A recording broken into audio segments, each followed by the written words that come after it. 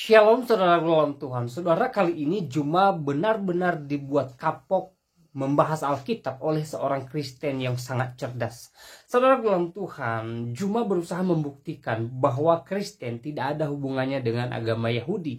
Tetapi saudaraku dalam Tuhan, ya, Kristen cerdas ini ya membantah semua apa yang disampaikan oleh Juma, dan dari apa yang mereka bicarakan terbukti bahwa Juma ternyata tidak punya pengetahuan tentang Alkitab. Saudaraku dalam Tuhan, dari detik ke detik mereka bicara, ya, Juma benar-benar dikuliti oleh seorang Kristen yang sangat cerdas ini.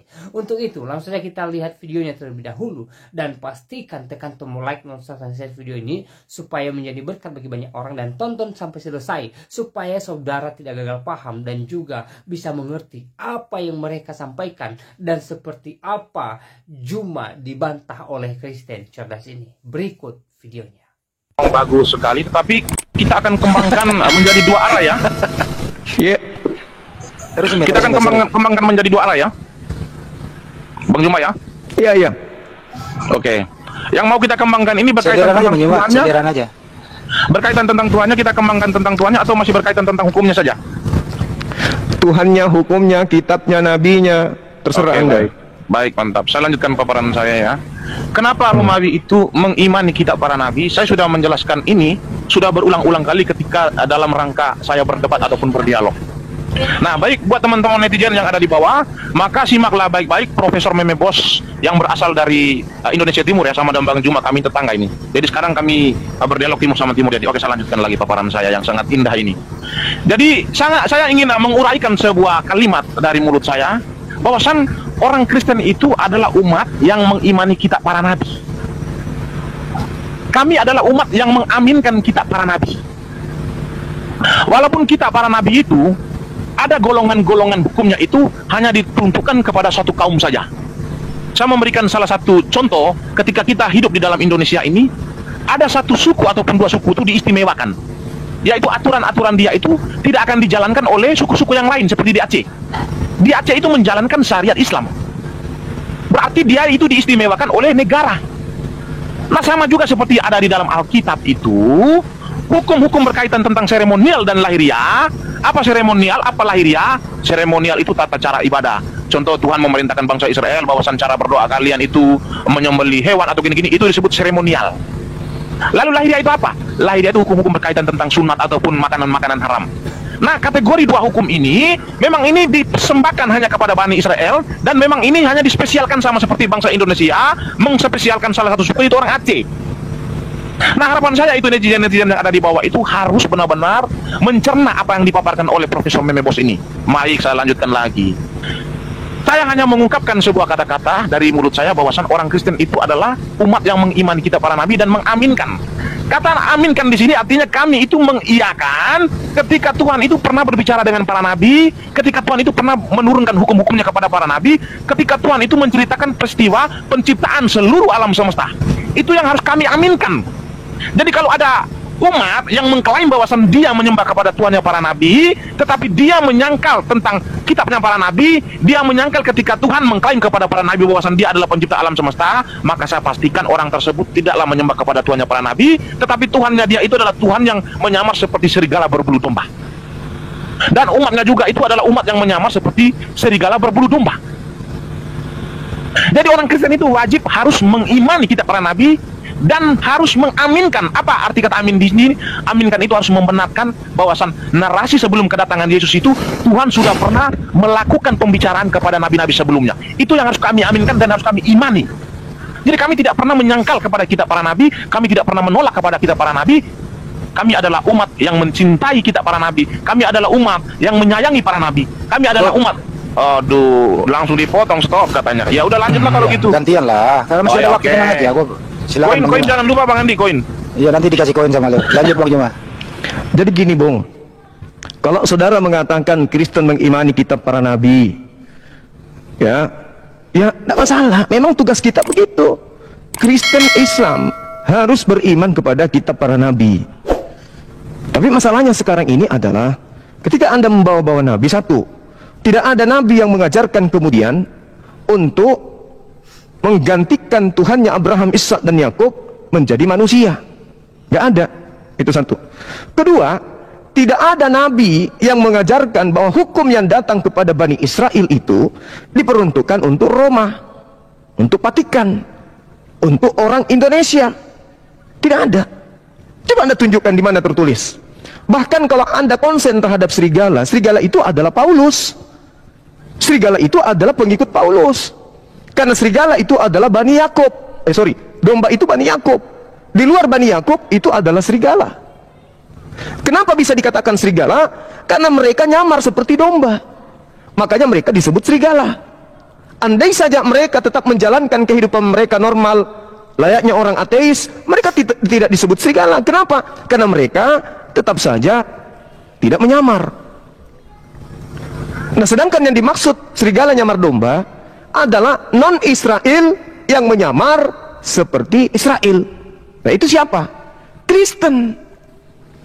Kristen bukan Yahudi, tapi ngaku sebagai Yahudi. Kenapa? Karena ada beberapa perangkat yang ada pada Kristen. Pertama, kitabnya Kristen mengambil kitabnya Yahudi. Tuhannya Kristen mengambil dari Yahudi. Itu jelas itu. Jadi tidak bisa dipungkiri, sementara Tuhan dan juga kitab ini adalah dua hal yang menjadikan Kristen itu bisa menjual agama kemana-mana. Mengambil kemudian data dari Yahudi, kemudian mengajarkan kekristenan kemana-mana. Tanpa perjanjian lama, Kristen tidak laku. Oke? Tanpa membawa-bawa Tuhannya Yahudi, Kristen tidak laku. Tanpa membawa-bawa nabi yang datang ke Yahudi, Kristen tidak laku. Apesnya kemudian adalah Kristen tidak memiliki kapling. Pada saat nabi-nabi Yahudi datang mengajarkan kepada Bani Israel, Kristen tidak ada di situ. Orang-orang Yahudi mengajarkan agamanya hanya agama kekeluargaan. Hanya ke-12. Ini berapa ini? Hanya ke-12 suku Bani Israel. Al-Quran juga menarasikan itu. Di dalam surah Al-Ma'idah jelas sekali. Dalam surah As-Saf juga diterangkan. Wa iz qala Musa liqaumihi ya qaumi lima tu'sunani wa qad ta'lamuna anni rasulullahi ilaikum. Yang terakhir datang kepada mereka juga berkata, wa iz qala Isa bin Maryam ya bani Israel inni rasulullahi ilaikum musaddiqan lima baina yadayhi minat Taurat wa mubasysyiran bi rasulin ya'ti min ba'di ismuhu Ahmad falamma ja'ahum bil bayyinati qalu hadza sihrun mubin. Musa, Yesus, Isa mengakui mereka hanya untuk Bani Israel. Ayo, mana kitab yang diturunkan kemudian Allah kepada Bani Israel yang menerangkan bahwa kitab-kitab itu, ajaran itu kemudian dihususkan kepada Roma? Mana? Enggak ada. Sedangkan kitab dan hukum-hukum ketetapan yang datang kepada Bani Israel berlaku hanya untuk Bani Israel. Jadi kesimpulan saya, Kristen itu adalah ajaran serigala, nyamar domba. Artinya ajaran non-Yahudi yang ngaku-ngaku Yahudi. Seperti itu. Jakarta Indonesia. Lanjut. Oke, baik, terima kasih. Apa berarti boleh? Apa saya harus nunggu dipersilakan oleh moderator atau Silakan. Lanjut aja. Baik. Ini paparan Bang Juma ini sangat bagus sekali, tetapi memang maaf karena hari ini memang saya sudah terlalu lama beristirahat, jadi stamina saya ini bagus. Mungkin dialog kita ini akan panjang karena memang apa? Karena memang sudah saya persiapkan stamina saya ya. Oke, saya lanjutkan lagi. Jadi saya memetik sebuah kalimat yang diungkapkan oleh Bang Juma ini. Beliau mengatakan bahwasan ketergantungan orang Kristen ini terhadap Tuhannya orang Yahudi. Saya katakan kepada Bang Juma bahwasan perkataan Bang Juma itu saya aminkan dan saya mengatakan itu 100%. Orang Kristen itu sudah pasti dia harus ketergantungan kepada Tuhannya para nabi. Jadi saya memberikan analogi. Ya memang harus ditepuk tangan, harus memberikan satu penghormatan kepada Memebos dengan bertepuk tangan. Oke, saya lanjutkan. Orang Kristen itu kenapa dia harus ketergantungan kepada para nabi? Kenapa orang Kristen harus ketergantungan kepada kitab para nabi? Kenapa orang Kristen harus ketergantungan kepada Tuhannya para nabi? Karena Tuhannya para nabi itu, dia berbicara kepada nabi itu secara estafet. Jadi kami menolak saja salah satu kitab para nabi, maka saya katakan kepada teman-teman yang ada di bawah, berarti kami bukanlah umat yang benar. Itu yang pertama. Yang kedua, Bang Juma mengatakan bahwasan orang Kristen itu merubah Tuhannya para nabi menjadi seorang manusia. Kalimat-kalimat yang seperti ini yang terpapar di dalam telinga saya ini akan sangat menyakitkan sekali, tetapi maaf, Memebos mempunyai argumentasi yang sangat kuat. argumentasi yang sangat kuat ini akan saya landaskan dari perkataan-perkataan Yesus, tetapi bukan atas kehendaknya Memebos, tetapi atas perkataan-perkataan Yesus. Baik. Orang Kristen tidak pernah menjadikan kitabnya, orang Kristen tidak pernah menjadikan Tuhannya para nabi menjadi manusia, tetapi memang Tuhannya para nabi itu yang ingin menjadi manusia. Bukan orang Kristen yang menginginkan Tuhannya para nabi menjadi manusia. Tetapi jangan tertawa Bang Andi. Kita lanjutkan ya. Enggak apa-apa, yang terlalu serius, Mei, terusin. Enggak, karena memang profesor harus gitu Bang Andi. Iya, terusin. Kita lanjutkan. Saya ulang sekali lagi bahwasan orang Kristen itu bukan atas kehendaknya untuk menjadikan Tuhannya para nabi itu menjadi manusia, tetapi memang Tuhannya para nabi itu ingin menjadi manusia. Apa ayatnya? Ayatnya ada. Ketika Tuhan sudah menyampaikan kepada nabi untuk membimbing bangsa Israel, tetapi pada kenyataannya para nabi itu sibuk mengurusi diri mereka sendiri. Salah satunya adalah anaknya Daud, Salomo. Salomo adalah manusia pilihan Tuhan, tetapi di zaman Salomo itu dia sibuk mengurusi dirinya sendiri. Dia tidak lagi mengurusi umatnya Tuhan, tetapi dia sibuk mengurusi dirinya sendiri dengan mengawini banyak istri, menyembah kepada tuan-tuan istrinya, yaitu menyembah kepada dewa Baal dan dewa Nebo. Maka apa kata Tuhan kepada para nabi? Di dalam Yeskiel 34 ayat 1 sampai habis, apa kata Tuhan? Aku tidak akan lagi menggunakan para nabi untuk membimbing domba-dombaku, tetapi aku akan menggembalakan mereka dengan tanganku sendiri. Ini janji Tuhan kepada apa? Kepada siapa? Janji Tuhan kepada seluruh umat manusia bahwasan dia tidak akan lagi menjadikan para nabi itu sebagai penggembala umatnya, tetapi dia mau mengembalakan dengan tangannya sendiri. Nah, kita lihat apakah peristiwa ini akan terjadi? Ya, peristiwa ini akan terjadi ketika di zaman Maria Tuhan tidak lagi menggunakan para nabinya sebagai partner dalam melakukan karya keselamatan kepada seluruh umat manusia, tetapi dia hanya menjadikan seorang wanita satu-satunya di muka bumi ini untuk dijadikan sebagai partner dalam melakukan karya keselamatan kepada seluruh umat manusia. Dari Maria inilah dia menjadi seorang manusia. Dari Maria inilah dia membimbing umatnya dengan tangannya sendiri. Inilah janji Tuhan kepada seluruh umat manusia. Dia harus membimbingi manusia itu dengan tangannya sendiri. Dia tidak akan lagi menggunakan para nabi. Dan terbukti ketika Tuhan sudah menjadi manusia, apa kata Tuhan kepada murid-muridnya? Umat-umatku mendengarkan suaraku, domba-dombaku mengenal suaraku, dan aku mengenali mereka. Jadi hanya umat Tuhan yang mengenali Tuhan. Jadi bangsa-bangsa kafir, bangsa Goyim itu tidak akan pernah mengenal Tuhan karena mereka tidak beriman kepada Tuhan. Maka Tuhan telah menjadi manusia untuk menyelamatkan manusia dari dosa. Jadi Tuhan menjadi manusia itu bukan atas kehendak orang Kristen, tetapi atas keinginan Tuhan itu sendiri untuk menyelamatkan manusia dari dosa yang diikat oleh iblis. Inilah Tuhannya para nabi, telah menjadi manusia, berbicara dengan manusia secara intens untuk menyelamatkan mereka dari dosa. Ini Tuhan yang benar. Apa masih mau dilanjutkan atau memang mau dikasih kesempatan kepada Bang Juma ini? Ya, tolong tunjukkan kepada saya di mana Nabi mengajarkan Tuhannya jadi manusia. Bukannya jadi. Oke, baik, Satu. terima kasih. Dua, Langsung dijawab atau memang Langsung dijawab jawab. atau memang menunggu? Oke. langsung jawab. Oke. Para nabi tidak pernah mengajarkan bahwasan Tuhan itu menjadi manusia. Jangan tertawa dulu. Yo, Saya lanjutkan ya. lucu, masa nggak ketawa? Oh ya, oke. Iya, ketawa dulu Bang, ketawa dulu. Iyalah. Saudara mengatakan Tuhannya jadi manusia, maksudnya Tuhannya Yahudi. Saya minta dalilnya mana? Anda katakan tidak ada. Berarti ada konspirasi besar dari keinginan-keinginan orang-orang di luar Yahudi yang ingin mengeksiskan kemudian Tuhannya Romawi, yaitu Zeus atau Hercules jadi manusia. Itu baru betul. Jadi yang menjadi Yesus itu bukan Tuhannya Yahudi, karena Tuhannya Yahudi mengatakan di dalam Yesaya 43 nomor 10, engkaulah saksiku, tidak ada Tuhan yang dibentuk sebelum aku, tidak ada. Dan setelah aku juga tidak ada Tuhan yang dibentuk. Tiba-tiba Kristen membentuk Tuhan dalam rupa bentuk manusia daging. Jadi yang ada di Kristen ini bukan Tuhannya Bani Israel yang menjadi manusia, tapi Tuhannya nenek moyangnya Romawi, yaitu Zeus. Gitu, tepuk tangan untuk Bang Suma. Mei, dipertegas Mei, kalau tidak ada ajaran para nabi Tuhan menjadi manusia, sumber ajaran ini dari mana? Lanjut Mei. Oke, baik. Ini pertanyaan yang sangat bagus. Oke, pertanyaan yang sangat bagus dari Bang Juma ini, tetapi beliau ini salah karena sedang menghadapi Memebos yang sedang on fire. Oke, saya lanjutkan ya.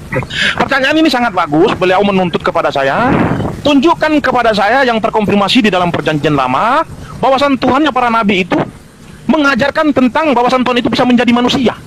Saya ingin mengutip sebuah ayat di dalam kitabnya Musa, bahwasan di dalam perjanjian lama itu Tuhan itu pernah berinkarnasi menjadi makhluk.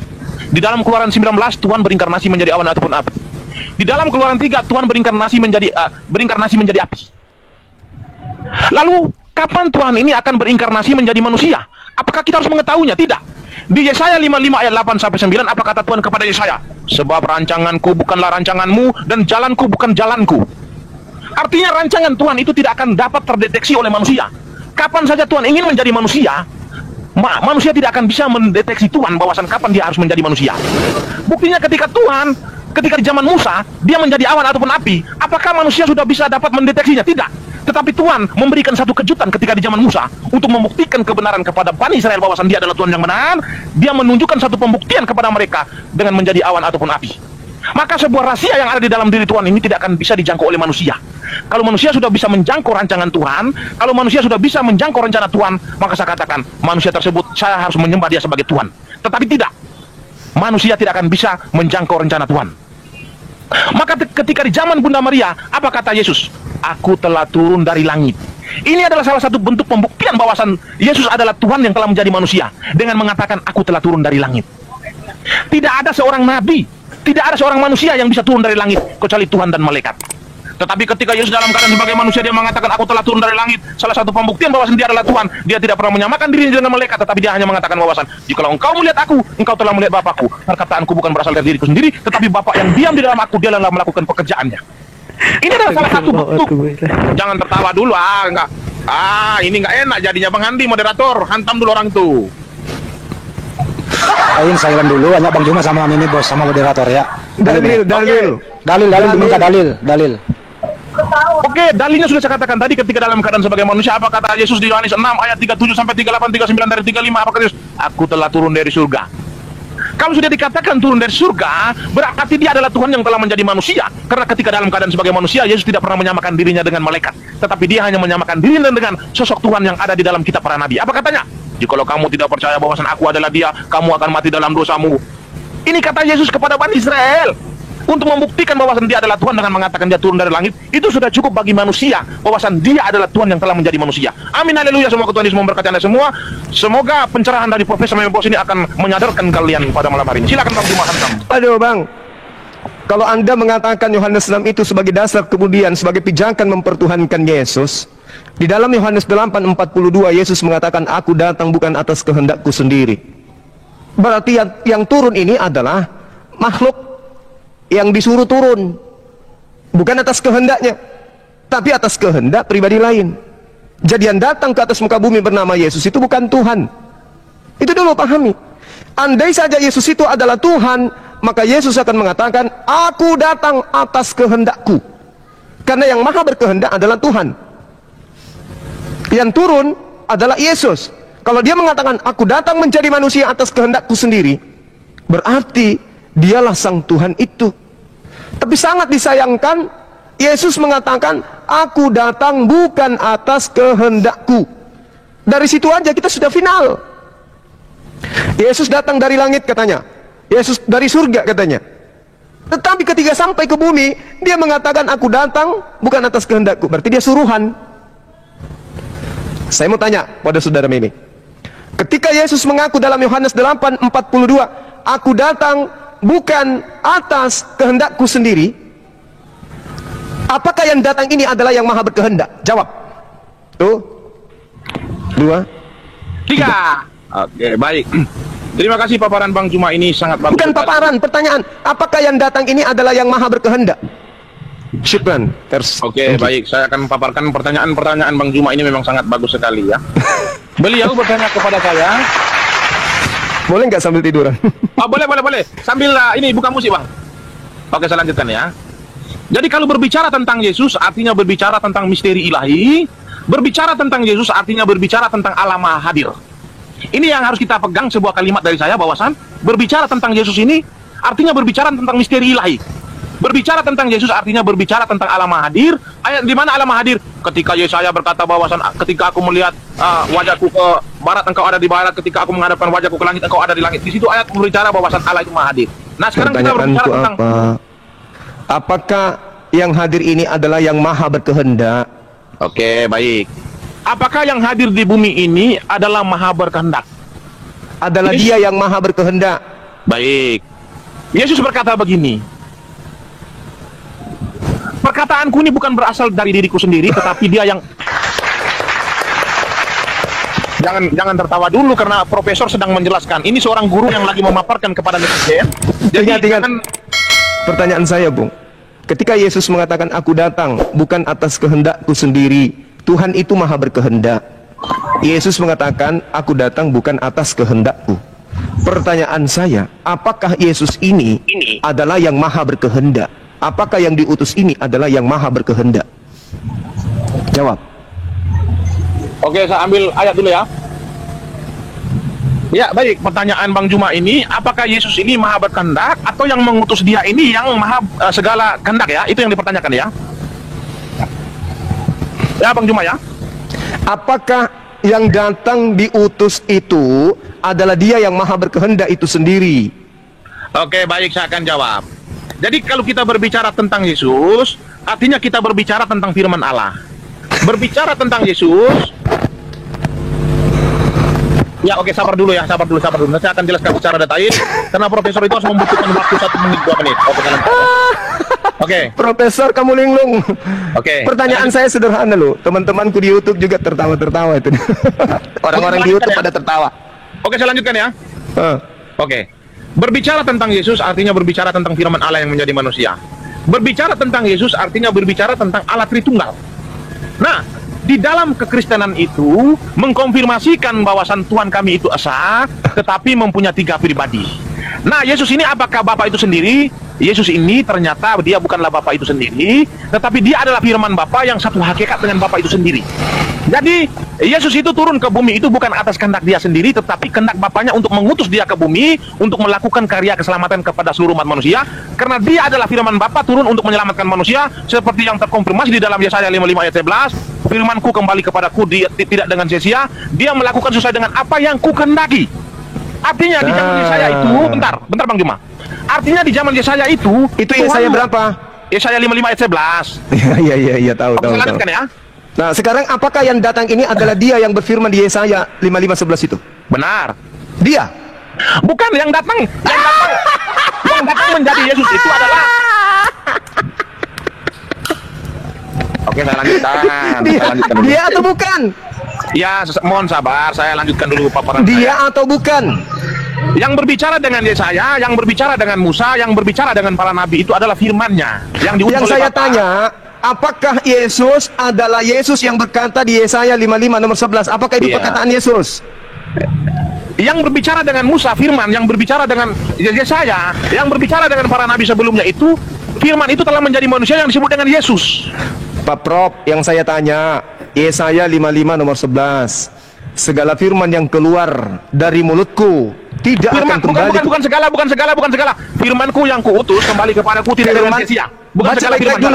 Baca dulu baik-baik. Firman yang keluar dari mulutku tidak akan kembali kepadaku dengan sia-sia sebelum terjadi apa yang aku perintahkan kepadanya. Dia melakukan sesuai dengan apa yang aku kehendaki. Betul yang benar. Oke, berarti di situ ada yang maha berkehendak. Benar. Sekarang Yesus dalam Yohanes 8:42, aku datang bukan atas kehendakku sendiri. Oke, saya lanjutkan ya. Itu jangan dilanjutkan. Apakah Dia yang maha berkehendak yang berkata di dalam Yesaya itu adalah Yesus yang adalah Tuhan Anda yang mengatakan aku datang bukan atas kehendakku? Dia pribadi yang sama atau pribadi yang berbeda? Jawab. Pribadi yang sama.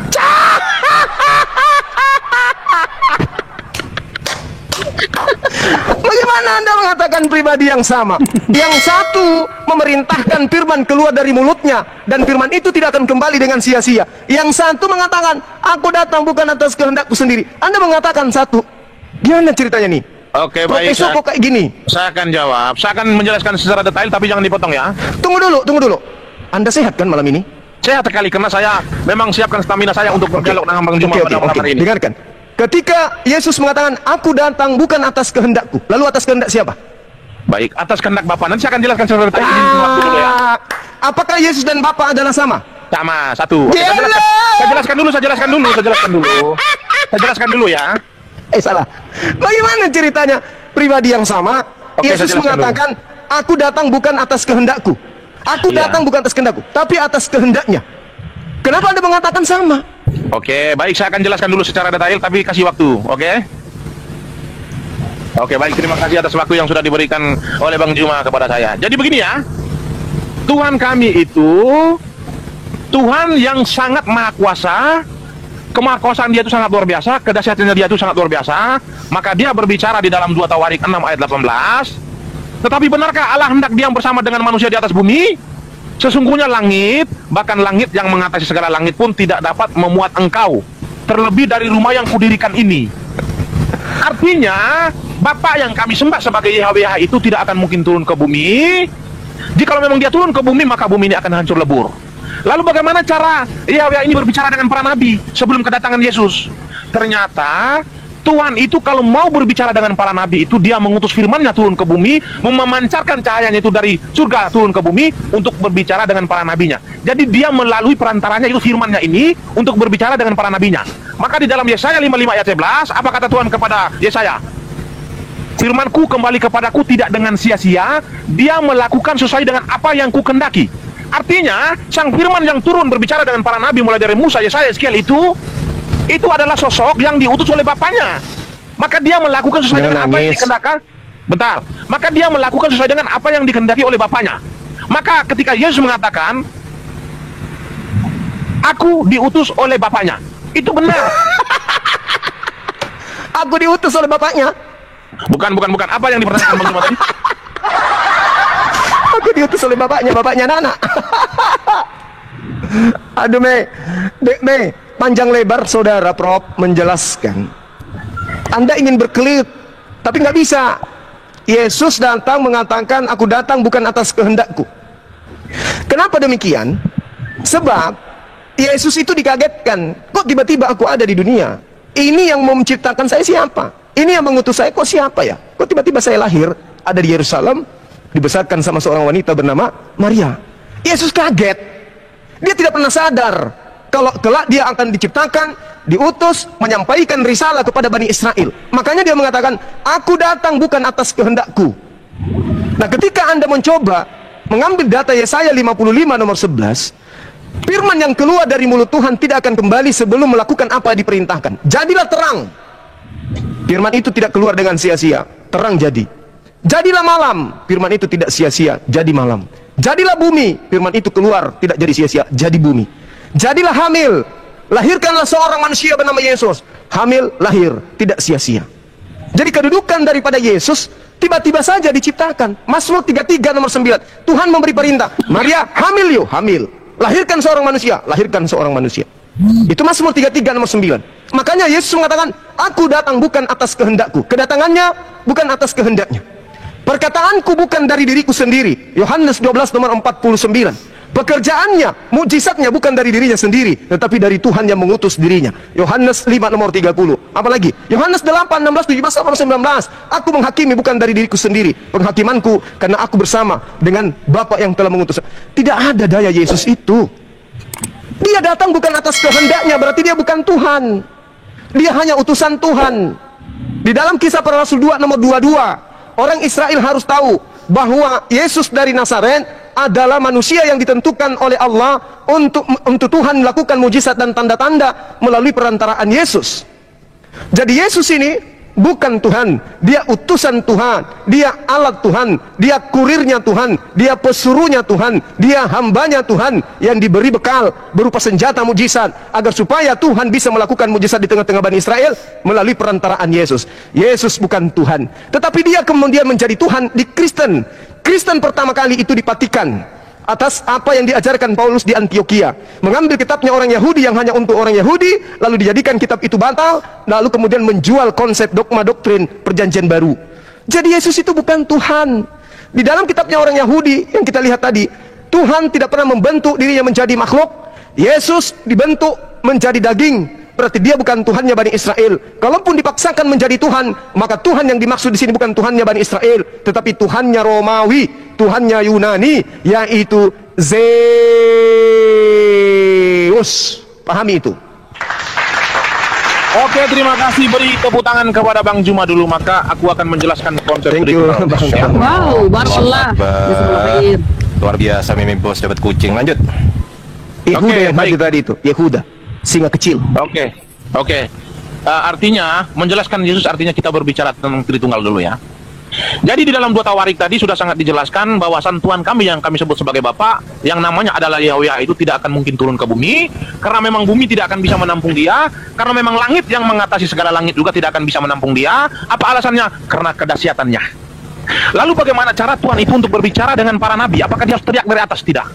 Ternyata Tuhan ini mempunyai 3 pribadi, yaitu Bapa itu mengutus firman-Nya itu turun ke bumi untuk berbicara dengan para nabi. Contoh seperti di zaman Musa. Tuhan itu mengutus firman-Nya turun ke bumi itu, berbicara dengan nabi itu, firman ini bisa berteofani menjadi awan ataupun api. Jadi yang berteofani menjadi awan ataupun api ini bukan Bapa, tetapi firman-Nya. Nah, selanjutnya itu, sang firman itu turun ke bumi itu atas kehendak Bapaknya. Jadi Bapaknya itu memerintahkan firman ini turun ke bumi untuk berbicara dengan para nabi, bukan Musa saja tetapi seluruh para nabi. Jadi yang berbicara dengan para nabi, yang menjadi perantara antara nabi dengan Bapa itu adalah firman-Nya. Jadi firman Bapa ini adalah satu. Nah, kita analogikan kepada matahari. Nah, sekarang kita lanjut ke analogi matahari ya. Karena konsep Tritunggal itu memang harus dianalogikan dengan matahari supaya apa? Supaya gampang untuk dicerna, karena memang Meme Bos sedang menjelaskan teologisnya. Saya lanjutkan ya. Tuhannya Kristen itu Tuhan esa tetapi mempunyai 3 pribadi. Jadi Bapa dan Yesus itu adalah satu. Dinda Ali. Matahari. Jangan dipotong dulu, siapa yang jangan potong lagi. Jadi Ya, sorry. Pertanyaan saya kok kemana-mana jawabannya, Bang. Iya, nanti saya akan jawab, gampang. Saya akan jawab. Jadi yang berbicara dengan para nabi itu bukan yang turun berbicara dengan para nabi itu bukan Bapa itu, tetapi firman yang diutus oleh Bapa itu dia yang melakukan pekerjaannya. Nah, firman ini dengan Bapa apakah satu hakikat? Satu hakikat. Nanti saya akan jelaskan. Nah, firman dan Bapa ini kita menganalogikan dengan matahari. Matahari dan cahaya itu adalah satu. Matahari turun ke bumi itu sudah pasti atas kehendak matahari. Kalau tanpa matahari, cahaya matahari tidak akan turun ke bumi. Apakah cahaya matahari ini bisa dipisahkan dengan matahari? Tidak akan bisa dipisahkan. Apakah mereka satu? Satu. Apakah matahari bisa turun ke bumi? Tidak bisa. Apakah bumi bisa menampung matahari? Tidak akan bisa. Apa alasannya? Matahari terlalu dahsyat, tidak akan bisa ditampung oleh bumi. Lalu bagaimana cara matahari itu memperkenalkan dirinya kepada manusia? Dengan mengutus cahayanya ke bumi. Apakah bumi bisa menampung cahaya matahari? Bisa. Nah, sama seperti Yesus itu, Tuhan kami itu mempunyai firman yang memancar dari surga itu ke bumi, yang bisa ditampung oleh bumi. Dan Bapa tidak akan mungkin turun ke bumi. Jika Bapa turun ke bumi, maka bumi itu akan hancur lebur karena kedahsyatannya. Matahari tidak akan mungkin turun ke bumi. Kalau matahari turun ke bumi, bumi akan hancur lebur karena kedahsyatannya. Tetapi bumi bisa menampung cahaya matahari, tetapi bumi bisa menampung firman-Nya Tuhan. Itulah persamaan ataupun analogi berkaitan tentang Allah Tritunggal dengan matahari. Jadi cahaya matahari dengan matahari adalah satu, mereka bisa dibedakan tetapi tidak bisa dipisahkan. Yesus dan Bapa adalah satu, bisa dibedakan tetapi tidak bisa dipisahkan. Bapa tidak turun ke bumi tetapi firman-Nya yang turun ke bumi, matahari tidak turun ke bumi tetapi cahayanya yang turun ke bumi. Maka apa kata Yesus? Bahwasan dia diutus itu benar. Nah, berkaitan tentang Yesus diutus itu benar, di Yohanes 8 ayat 42 saya bacakan ya. Kata Yesus kepada mereka, "Jikalau Allah adalah Bapamu, kamu akan mengasihi aku. Sebab aku keluar dan datang dari Allah, dan aku datang bukan atas kehendakku sendiri, melainkan Dialah yang mengutus aku." Dia mengatakan dia datang dan keluar dari Allah. Cahaya matahari itu sudah pasti keluar dari matahari untuk menjangkau bumi. Dan Yesus itu keluar dari Allah, turun ke bumi untuk menjangkau bumi, untuk berbicara dengan para nabi adalah Yesus. Karena Bapa tidak akan mungkin turun ke bumi. Inilah analogi yang paling tepat. Ini adalah doktrin yang paling tepat untuk dijelaskan. Gantian. Oke, maka saya memperkuatkan sebuah satu ayat. Yesus mengatakan bahwasan aku dan Bapakku adalah satu, sama seperti cahaya matahari dengan matahari adalah satu, bisa dibedakan tetapi tidak bisa dipisahkan. Aku dan Bapakku bisa dibedakan tetapi tidak bisa dipisahkan. Amin, haleluya. Semoga pencerahan dari saya ini dapat menyenangkan teman-teman semua. Oke, saya ikuti. Di dalam kitabnya orang Yahudi 2 Tawarik yang kita tahu 16 nomor 8. 2 Tawarik 6 nomor 18. Benarkah Tuhan akan turun ke bumi? Sesungguhnya langit, bahkan langit yang menaungi seluruh langit, ini langit, ada lagi langit, ada lagi langit. Ada langit di atasnya yang menaungi semua langit-langit yang ada di bawah. Tidak dapat memuat Allah, apalagi rumah ini, apalagi rahimnya Maria. Lalu kemudian saudara mengambil analogi matahari. Pasang kuping baik-baik. Matahari bersinar ke bawah, kena bumi. Oke? Sinar matahari ini kemudian Anda katakan analogikan sebagai Yesus. Kalau ini Anda analogikan seperti Yesus dengan Sang Tuhan, keliru besar. Matahari ketika bersinar ke bawah, redupnya matahari itu tergantung daripada bagaimana matahari ini tertutup awan atau tidak. Paham ya? redupnya matahari. Maka ketika matahari kemudian menginginkan cahayanya itu kembali terang tanpa kemudian redup, ya, maka tidak membutuhkan bantuan apa-apa selain daripada sinar matahari tidak pernah redup, melainkan awan yang menutupinya lah yang membuatnya redup. Sekarang permasalahannya adalah, bisakah Yesus hidup tanpa nasi, tanpa ikan goreng, tanpa air minum? Bisa? Bisakah Yesus tanpa buang sebulan, tanpa buang pipis sebulan? Bisakah Yesus hidup tanpa nenen ke ibunya? Matahari, mau dia bersinar ataupun tidak, sinar matahari tidak berpengaruh apa-apa. Dan apabila dia redup, sinar matahari tidak butuh dicas oleh benda lain. Sinar matahari apabila dia redup tidak membutuhkan oksigen atau bantuan sinar matahari yang lain. Oh, matahari lagi redup, kita cas yuk. Enggak. Yesus lagi lemas-lemasnya, butuh apa? Butuh makan, butuh minum, butuh nenen, butuh tidur. Dalam natur manusianya. Nah, ini analogi matahari yang tadi bagus. Jangan juga ngatur sinarnya. Sinarnya bisa diatur nggak? Nggak bisa kan? Bisa nggak kemudian ketika sinarnya ini redup, ada kekuatan yang bisa membuatnya menjadi terang, layaknya Yesus yang lagi redup dicas oleh malaikat. Jadi analogi Anda keliru, sangat-sangat keliru, tidak bisa dijadikan sebagai analogi. Saya minta jangan Anda ulangi analogi itu, kasihan. Nah, sekarang permasalahannya adalah, ketika Yesus yang adalah manusia Anda jadikan sebagai Tuhan, di mana Anda bisa berpijak? Kitabnya para nabi, nabi-nabi itu sendiri tidak pernah kemudian mengajarkan Tuhannya bisa menjadi manusia. Ingat tadi 2 Raja-Raja 6 nomor 18. Tuhan tidak bisa datang. Maka kemudian karena Tuhan tidak bisa datang, maka Tuhan mengambil perantara, yaitu manusia. Mereka disebut nabi, mereka disebut rasul. Dialah perantara daripada Tuhan. Makanya kisah para rasul 2 nomor 22. Orang Israel harus tahu bahwa Yesus yang kumaksud adalah Yesus dari Nazaret, seorang manusia yang ditentukan oleh Tuhan untuk melakukan mukjizat, tanda-tanda dan kekuatan yang dilakukan oleh Tuhan melalui perantaraan Yesus. Makanya Yesus mengatakan, aku datang bukan atas kehendakku. Kalau bukan atas kehendakku, berarti atas kehendak yang lain. Kalau bukan atas kehendakku, berarti aku bukan yang maha berkehendak. Kalau bukan aku yang maha berkehendak, maka aku bukan sang Tuhan. Aku hanya makhluk utusan Tuhan. Tolong dipahami itu. Tolong dipahami. Makanya saya katakan di awal bahwa ajaran Taurat itu adalah ajaran yang dikhususkan hanya untuk Bani Israel toh, bukan untuk di luar Bani Israel. Karena kapan keluar dari Bani Israel, maka ajaran itu berubah secara frontal 380 derajat.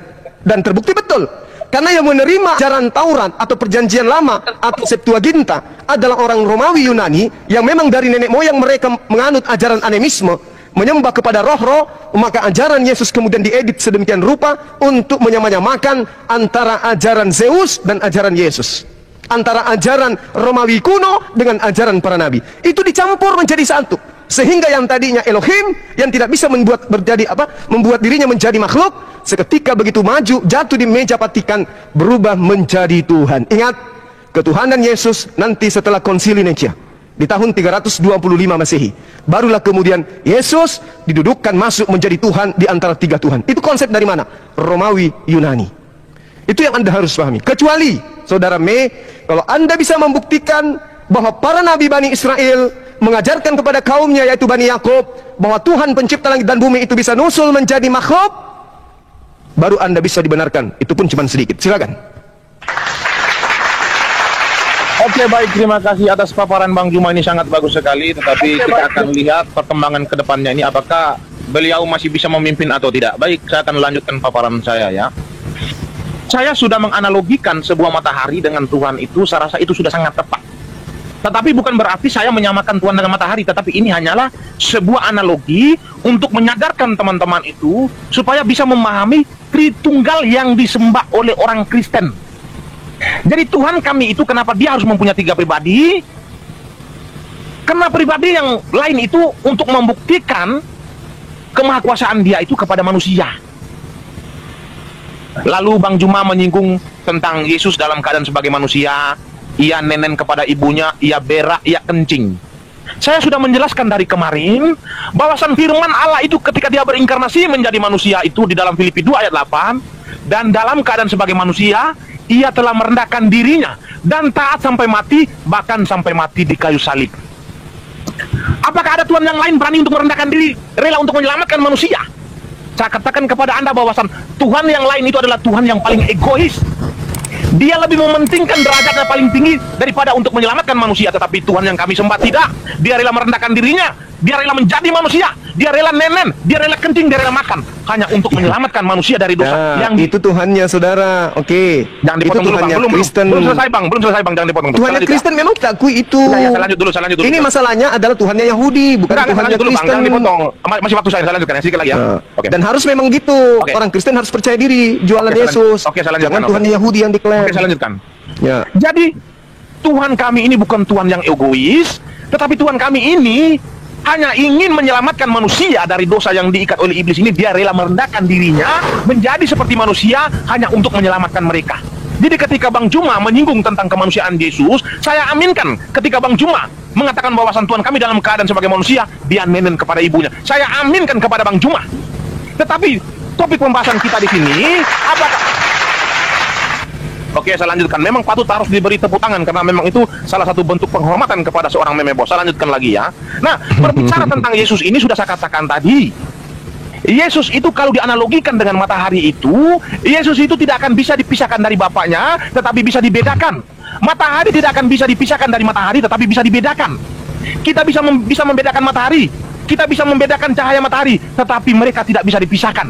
Kita bisa membedakan Bapa, yaitu Bapa tidak bisa mungkin turun ke bumi, karena kalau dia turun, bumi akan hancur lebur. Kita bisa membedakan firman Bapa yang turun ke bumi, yang bisa menujur menjadi manusia, yang bisa berteofani menjadi awan ataupun api, tetapi kita tidak akan bisa pisahkan mereka. Mereka adalah satu. Jadi salah satu kata kunci yang diungkapkan oleh Yesus bahwasan aku dan Bapakku adalah satu, itu untuk menguatkan bahwasan Yesus dan Bapa adalah satu. Mereka adalah sosok yang sama. Jadi Satu berkehendak, satu tidak maha berkehendak. Bagaimana Anda bisa mengatakan itu satu? Oke, saya lanjutkan lagi paparan saya. Saya sudah katakan tadi, apapun yang dilakukan oleh Yesus di muka bumi ini atas kehendak Bapaknya. Apa yang dilakukan oleh cahaya matahari di bumi ini untuk menerangi bumi itu atas kehendak matahari. Cahaya matahari bisa enggak? Bentar. Cahaya matahari bisa enggak? Cahaya matahari. Saudara, tanpa matahari, cahaya matahari tidak akan mungkin turun ke bumi. Saudara, Tanpa Bapa, Yesus tidak akan mungkin turun ke bumi. Bung, apakah cahaya matahari bisa dipisahkan dengan matahari? Tidak akan bisa dipisahkan. Apakah Yesus bisa dipisahkan dengan Tuhan? Tidak bisa dipisahkan. Pada saat Yesus meninggal? Tidak bisa dipisahkan, tidak bisa dipisahkan. Pada saat Yesus mati? Tidak bisa dipisahkan. Yang berteriak, mengapa engkau meninggalkan aku? Itu kan Tuhan firman sudah kembali ke atas. Jadi yang berteriak Eli lama sekali itu siapa? Kemanusiaannya. Berarti Yesus bisa dipisahkan dengan Bapa. Yesus bisa dipisahkan dengan kedagingan manusia. Terus matahari bisa dipisahkan dengan sinarnya? Tidak bisa. Kalau Yesus bisa dipisahkan dengan Bapa? Yesus tidak bisa dipisahkan dengan Bapa, tetapi Yesus bisa dipisahkan dengan kedagingan manusia yang diambil oleh firman itu.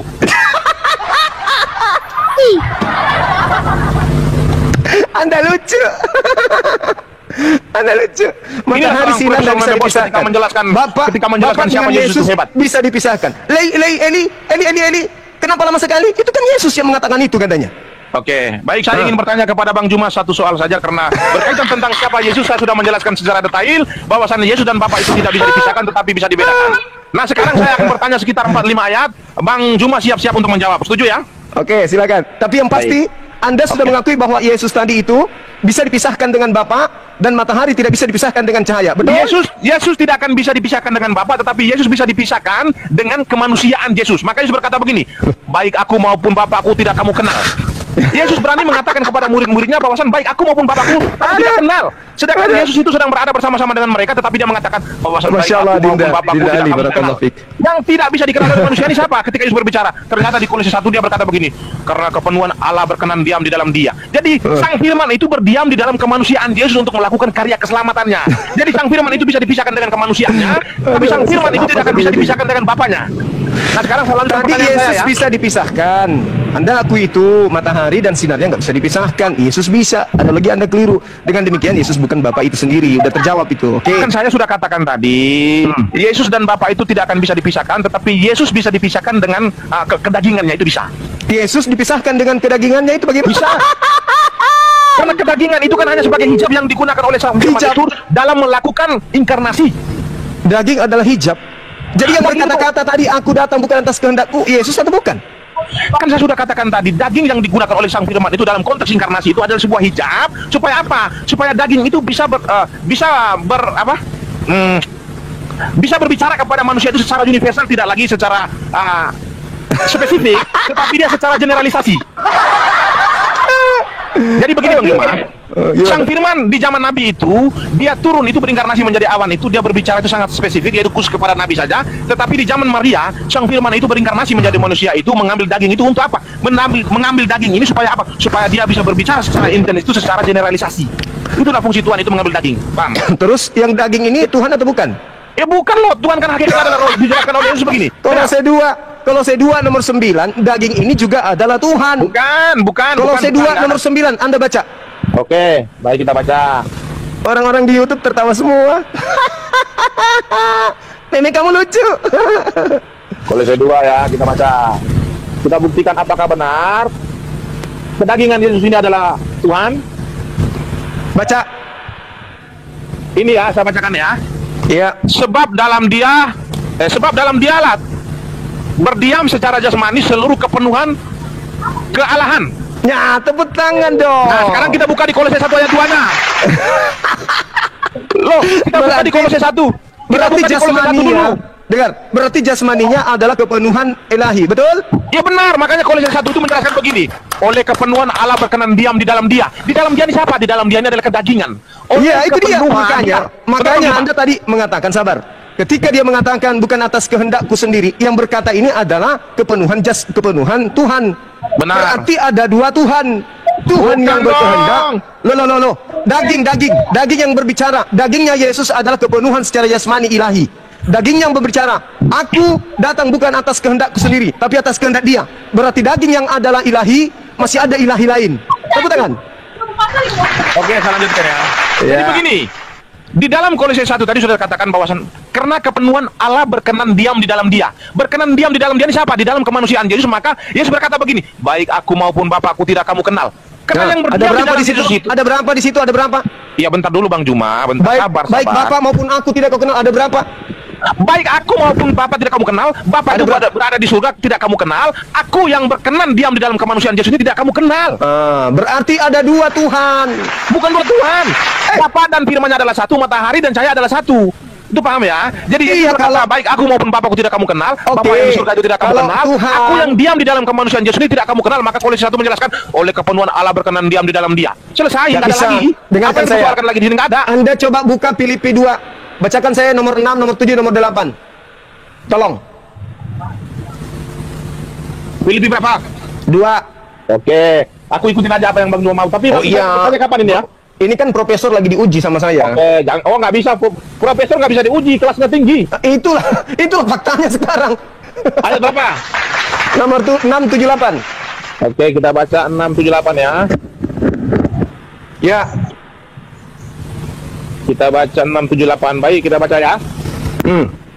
Hendaklah kamu dalam hidupmu bersama menaruh pikiran dan perasaan yang terdapat juga dalam Kristus Yesus, yang walaupun dalam rupa Allah tidak menganggap kesetaraan dengan Allah itu sebagai milik yang harus dipertahankan. Benar, saya sudah katakan tadi itu benar. Ayat ini tidak ada salah. Terus melainkan. Lanjut, melainkan. Saya sudah jelaskan bahwa ayat ini benar, tidak ada yang salah. Baca dulu. Ulang ya. Yesus itu yang walaupun dalam rupa Allah, dengar ya. Yesus itu yang walaupun dalam rupa Allah tidak menganggap kesetaraan dengan Allah itu sebagai milik yang harus dipertahankan, melainkan telah mengosongkan dirinya sendiri dan mengambil rupa seorang hamba dan menjadi sama seperti manusia. Ini sudah benar apa yang dikatakan ayat ini. Tuhan itu mengambil rupa seorang hamba untuk diam di dalam hamba tersebut, untuk berbicara dengan manusia secara intens seperti dikatakan oleh Kolose 1 tadi bahwa karena kepenuhan Allah berkenan diam di dalam dia. Di dalam dia siapa? Itu kemanusiaan Yesus. Sudah selesai, nggak ada lagi. Ini habis. Dengarkan saya. Berarti jasadnya Yesus adalah Tuhan itu sendiri kan? Saya sudah katakan tadi, jasadnya Yesus itu adalah hijab yang digunakan Tuhan untuk apa? Untuk bisa berbicara dengan manusia itu secara generalisasi supaya intens. Dia mengosongkan diri lalu mengambil rupa manusia, betul? Betul. Berarti yang manusia ini ilahi atau bukan? Kan saya sudah katakan manusia itu hanyalah hijab yang digunakan Tuhan. Gak ada hijab-hijab, dia mengambil rupa manusia. Tuhan manusia itu kan perubahan wujud yang dilakukan oleh Tuhan. Tuhan mengambil wujud manusia, betul?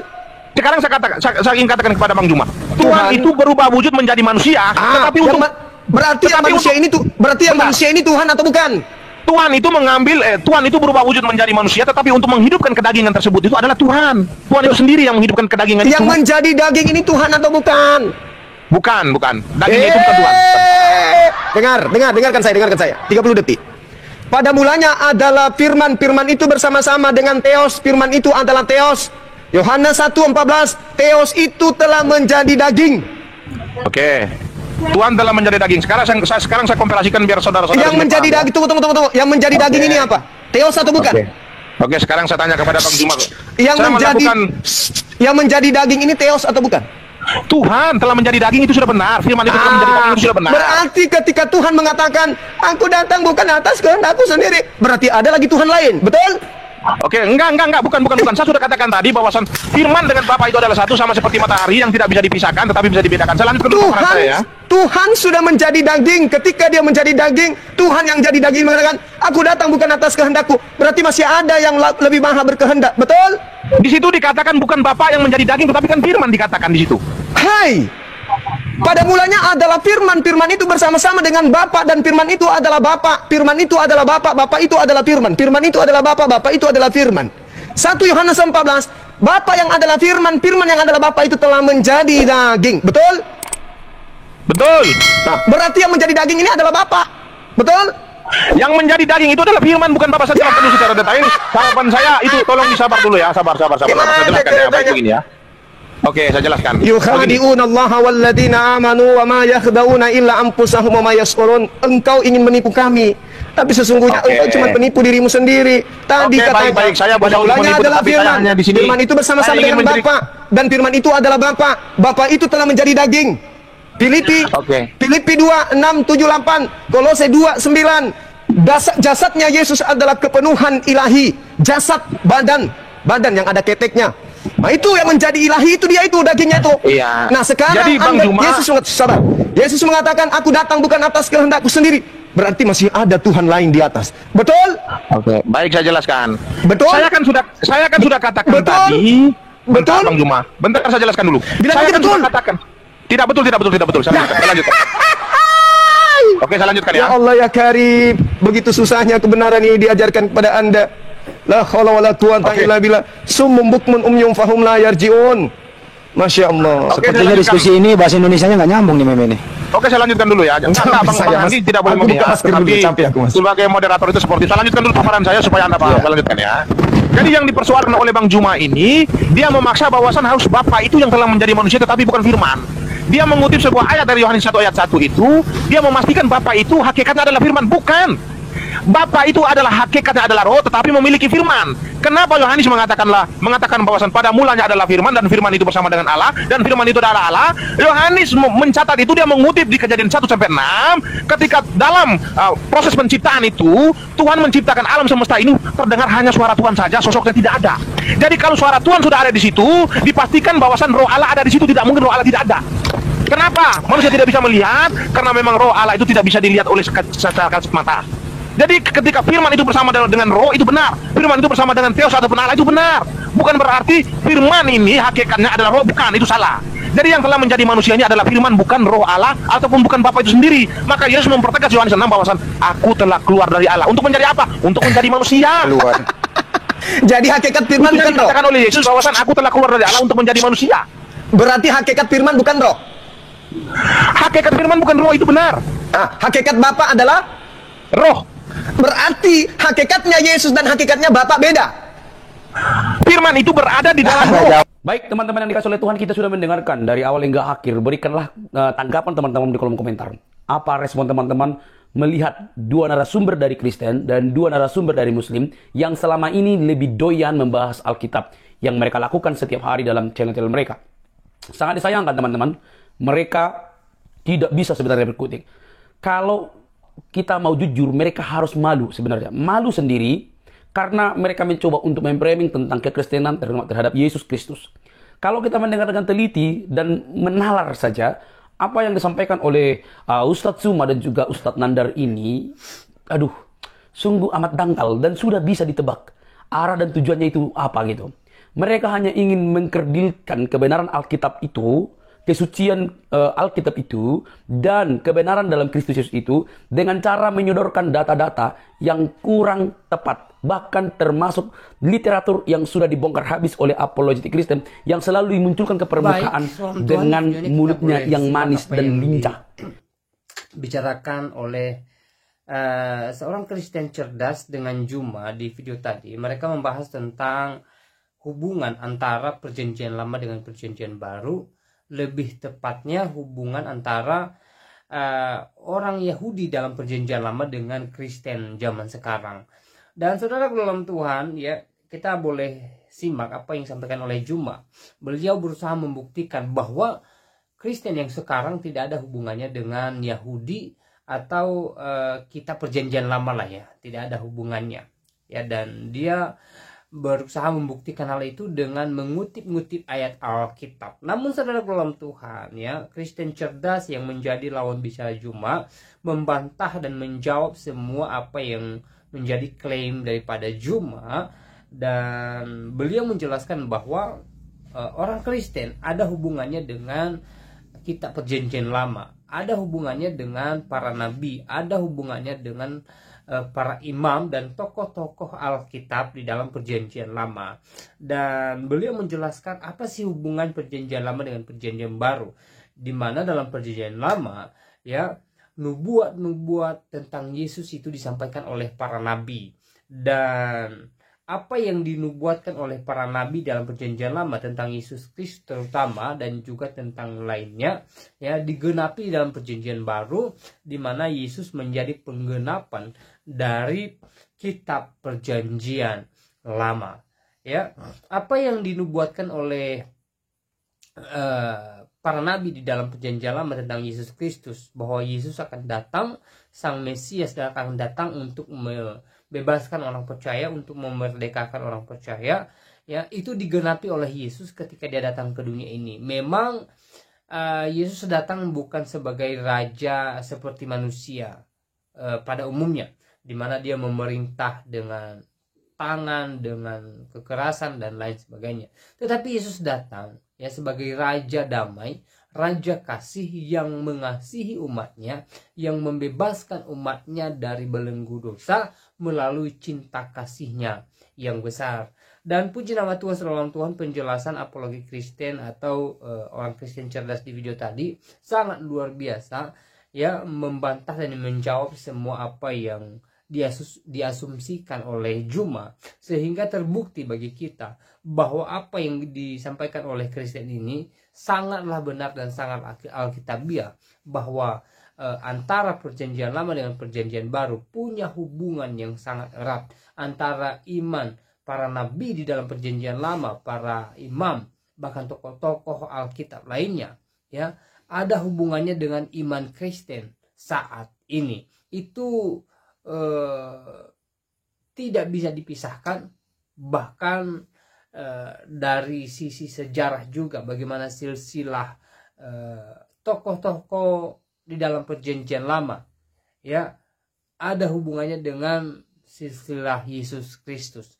Itu kita bisa baca dalam Injil Matius pasal 1 misalnya, ya. Jadi saudara Tuhan, dari jawaban-jawaban Kristen cerdas ini juga kita boleh paham bahwa ternyata Juma tidak mengerti Alkitab, tidak paham Alkitab. Dia tidak paham hubungan antara perjanjian lama dengan perjanjian baru. Dia tidak paham bagaimana para nabi menubuatkan Yesus Kristus dalam perjanjian baru, dan para nabi menubuatkan bagaimana Yesus datang, Yesus menyelamatkan umatnya, bahkan melalui salib. Itu disampaikan oleh Yesaya misalnya. Juma tidak mengerti semua ini. Bagaimana Juma mengerti tentang hal ini, sementara dia tidak punya pemahaman yang benar tentang Alkitab. Dia tidak punya ilmu pengetahuan tentang Alkitab. Dia tidak paham Alkitab sama sekali. Dia tidak pernah sekolah teologi Kristen. Jadi sangatlah wajar kalau kemudian Juma tidak mengerti Alkitab. Bahkan ketika dia membicarakan Alkitab, ketika dia membicarakan ayat-ayat Alkitab, dia hanya berasumsi, dia hanya mencopot-copot ayat Alkitab dan menafsirkannya sesuka hatinya, bukan dengan penafsiran Alkitab yang benar seperti penafsiran Alkitab pada umumnya. Nah, saudara dalam Tuhan, pesan buat Juma, ya, berhentilah membahas Alkitab, berhentilah membicarakan Alkitab, karena semakin Juma membicarakan Alkitab, ya, orang-orang di luar sana semakin sadar bahwa ternyata Juma benar-benar tidak mengerti Alkitab dan hanya sebatas berasumsi.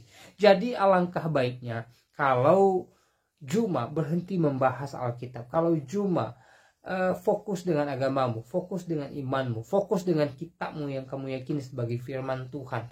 Dan ketika kamu bicarakanlah agamamu, bicarakanlah imanmu kepada pendengarmu, sehingga pendengarmu boleh terberkati. Karena ketika Juma membicarakan Alkitab pun, ya, orang di luar sana yang mendengarkan Juma pastinya tidak terberkati, apalagi orang-orang yang sangat paham Alkitab, ya, orang-orang Kristen yang setia menelusuri ayat-ayat Alkitab, mereka pasti tidak terberkati dengan apa yang disampaikan oleh Juma, karena apa yang disampaikan oleh Juma bertolak belakang dengan kebenaran Alkitab pada dasarnya. Jadi sekali lagi buat Juma, berhentilah membahas Alkitab kan, fokus dengan agamamu.